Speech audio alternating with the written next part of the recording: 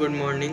Today I am going to present my topic root node nematode Melidogyne. Subject plant pathology. Neil Shiv Sharma. Class BSc Honors Agriculture. Introduction. Melidogyne is a plant parasitic nematode. Melidogyne एक पादप परजीवी है जो plants की roots में पाया जाता है और उनकी वृद्धि को रोकता है। It lives in soil and insect plant roots. यह मृदा में पाया जाता है और प्लांट्स की रूट में। Cause serious damage to crop. यह फसलों को नुकसान पहुंचाता है और उनकी वृद्धि को रोक देता है और उनकी जड़ों में गांठें बना देता है। Common in vegetable like tomato, potato, ओकरा। ये ज़्यादातर टोमेटो की क्रॉप में ज़्यादा डैमेज करता है और पोटैटो की में और ओकरा की में। Morphology. Body cylindrical and unsegmented. इसकी जो बॉडी होती है वो बेलनाकार होती है। Female beard shaped, male long and cylinder.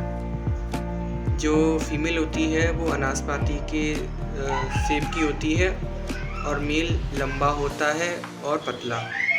Presence of stylet for feeding. इसकी जो मुंह होता है वो नुकीलेपन का होता है। स्टाइलेट जो उससे अपना भोजन करता है। Life cycle. The female Lay's eggs in soil और ऑन रूट्स। जो फीमेल होती है वो क्रॉप की जो रूट होती है वो मृदा में होती है और उसमें एग देती है। जुवेनिल्स hatch and enter the plant roots.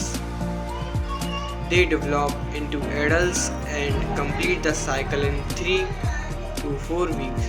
जो इनका जीवन चक्र होता है वो 3 से 4 हफ्ते का होता है। Symptoms above ground. Leaf become yellow in infected plants. जो लीव होती है, जो सिम्टम्स होते हैं लीफ के, जो लीव्स होती है वो पीली पड़ जाती है इन्फेक्ट होने से। Plant growth become slow and stunted. जो प्लांट की ग्रोथ होती है वो भी रुक जाती है। प्लांट्स में wilt and yield is reduce.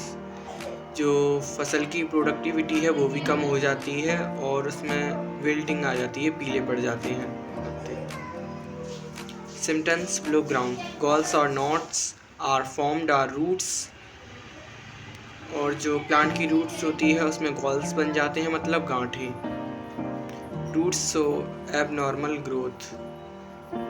और जो रूट्स होती है उसकी भी ग्रोथ रुक जाती है और प्लांट की भी, मतलब धीमी हो जाती है प्लांट्स की growth.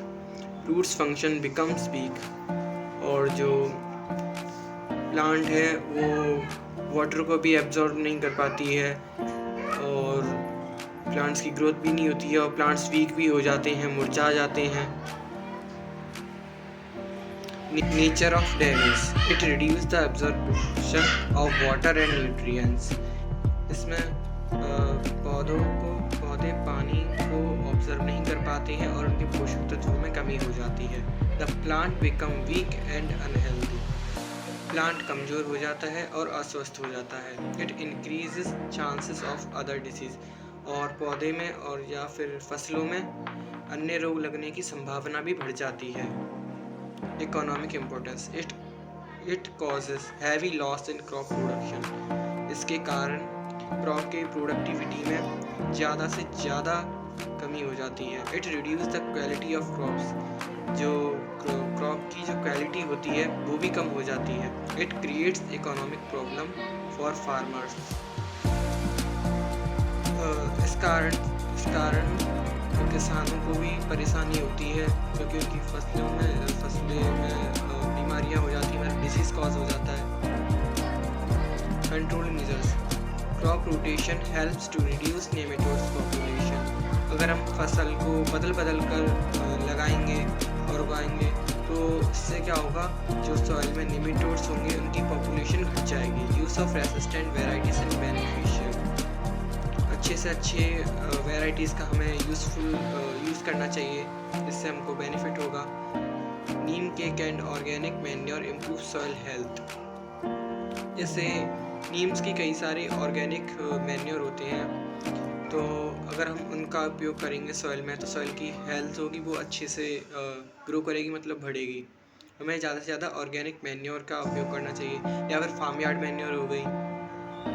Chemical nematicides can also be used. हमें केमिकल नेमेटिसाइड्स का उपयोग करना चाहिए।